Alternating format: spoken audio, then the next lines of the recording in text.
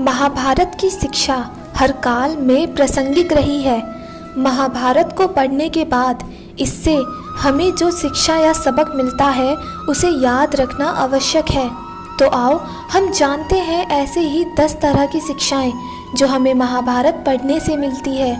सबसे पहला, जीवन हो योजनाओं से भरा। जीवन के किसी भी क्षेत्र में बेहतर राजनीति आपके जीवन को सफल बना सकती है, और यदि कोई योजना या रणनीति नहीं है तो समझो जीवन एक अराजक भविष्य में चला जाएगा जिसके सफल होने की कोई गारंटी नहीं है।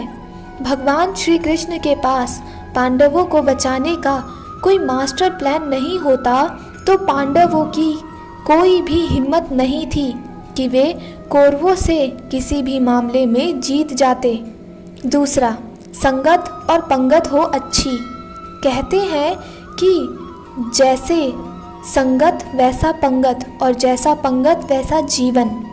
आप लाख अच्छे हों लेकिन यदि आपकी संगत बुरी है तो आप बर्बाद हो जाएंगे, लेकिन यदि आप लाख बुरे हैं और आपकी संगत अच्छे लोगों से है और आप उनकी सुनते भी हैं तो निश्चित ही आप बर्बाद होने से बच जाएंगे।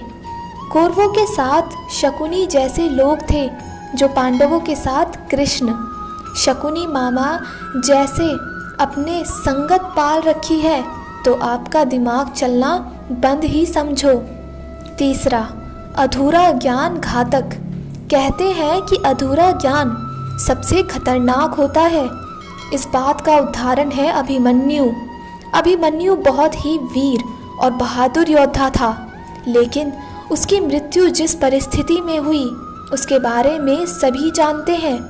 मुसीबत के समय यह अधूरा ज्ञान किसी भी काम का नहीं रहता है। आप अपने ज्ञान से पारंगत बने।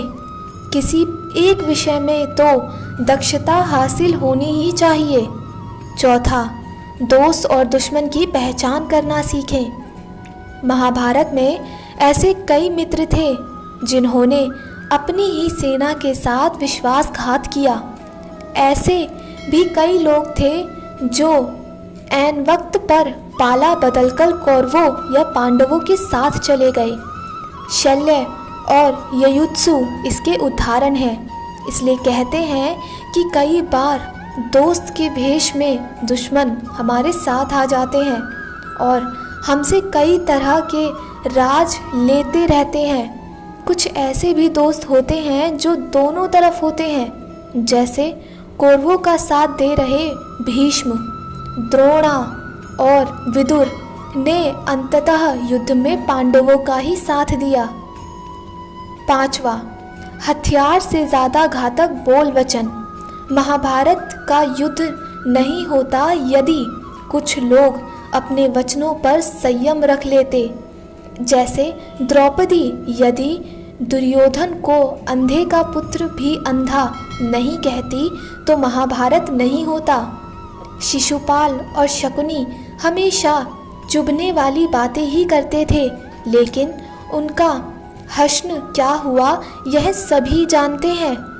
सबक यह कि कुछ भी बोलने से पहले हमें यह सोच लेना चाहिए कि इसका आपके जीवन, परिवार या राष्ट्र पर क्या असर होगा। पांचवा, जुए सट्टे से दूर रहें। शकुनी ने पांडवों को फंसाने के लिए जुए का आयोजन किया था, जिसके चलते पांडवों ने अपना सब कुछ दांव पर लगा दिया था। अंत में उन्होंने द्रौपदी को भी दांव पर लगा दिया था। यह बात सभी जानते हैं कि फिर क्या हुआ। अतः जुए सट्टे से हमेशा दूर रहो। ये चीज़ें मनुष्य का जीवन अंधकार में बना देती हैं। सातवां, सदा सत्य का साथ रहो। कौरवों की सेना पांडवों की सेना से कहीं अधिक शक्तिशाली थी। एक से एक योद्धा और ज्ञान जन कौरवों के साथ दे रहे थे। पांडवों की सेना में ऐसा वीर योद्धा नहीं था।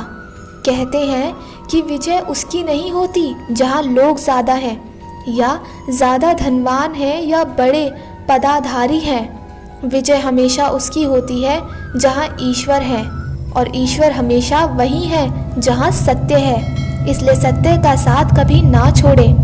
अतः सत्य की ही जीत होती है। सत्य के लिए जो करना पड़े करो। 8वां, लड़ाई से डरने वाले मिट जाते हैं। जिंदगी एक उत्सव है, संघर्ष नहीं। लेकिन जीवन के कुछ मोर्चों पर व्यक्ति को लड़ने के लिए हमेशा तैयार रहना चाहिए। जो व्यक्ति लड़ना नहीं जानता, युद्ध उसी पर थोपा जाएगा या उसको सबसे पहले मारा जाएगा। महाभारत में पांडवों को यह बात श्री कृष्ण ने अच्छे से सिखाई थी। पांडव अपने बांधवों से लड़ना नहीं चाहते थे, लेकिन श्री कृष्ण ने समझाया कि जब किसी मामले का हल शांतिपूर्वक तरीके से नहीं होता तो फिर युद्ध ही एकमात्र विकल्प बच जाता है। कायर लोग युद्ध से पीछे हटते हैं। युद्ध भूमि पर पहुंचने के बाद भी अर्जुन युद्ध नहीं करना चाहता था। तब भगवान श्री कृष्ण ने उससे कहा कि ना कोई मरता है और ना कोई मारता है, सभी निर्मित मात्र है। आत्मा अजर और अमर है, इसलिए मरने या मारने से क्या डरना। 9, खुद नहीं बदलोगे तो समाज तुम्हें बदल देगा। जीवन में हमेशा दानी, उदार और दयालु होने से काम नहीं चलता। महाभारत में जिस तरह से कर्ण की जिंदगी में उतार चढ़ाव आए, उससे यही सीख मिलती है कि इस क्रूर दुनिया में अपना अस्तित्व बनाए रखना कितना मुश्किल होता है। इसलिए समय के हिसाब से बदलना ज़रूरी होता है, लेकिन यह बदलाव ही उचित है जिसमें सभी का हित हो। कर्ण ने खुद को बदलकर अपने जीवन के लक्ष्य को हासिल कर लिया, लेकिन वे फिर भी महान नहीं बन सके, क्योंकि उन्होंने अपनी शिक्षा का उपयोग समाज से बदला लेने की भावना से किया। बदले की भावना के लिए किया गया कोई भी कार्य आपके समाज का हित नहीं कर सकता। 10वां, शिक्षा का सदुपयोग ज़रूरी है।